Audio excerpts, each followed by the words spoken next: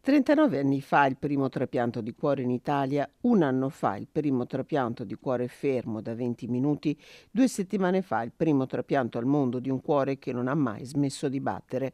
Taglia un traguardo eccezionale l'equipe della cardiochirurgia di Padova diretta da Gino Gerosa.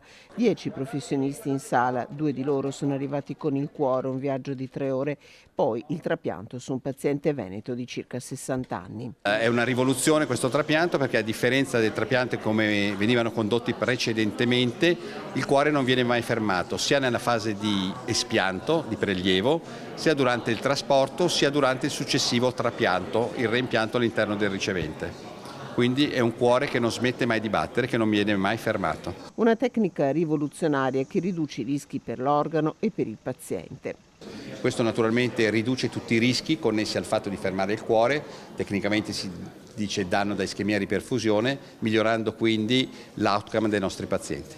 Il paziente sta bene, è in fase di dimissione, un trapianto primo al mondo che mette a punto una nuova tecnica basata su 3 pilastri. La creatività, l'esperienza, perché è necessaria l'esperienza per poter disegnare nuovi percorsi, la creatività perché naturalmente la fantasia è fondamentale per il ricercatore per riuscire a identificare nuovi percorsi e poi il coraggio chirurgico. Tutto quanto però questi 3 pilastri, su questi 3 pilastri appoggia l'architrave dell'etica che è il momento fondante con il quale lavorare. Tanti grazie che Gino Gerosa rivolge alla sua equipe, all'ospedale, ma il primo grazie per il donatore e la sua famiglia che hanno scelto di fare diventare vita il momento della morte. Sono 850 i pazienti che in Italia attendono un trapianto di cuore, solo la metà potranno riceverlo.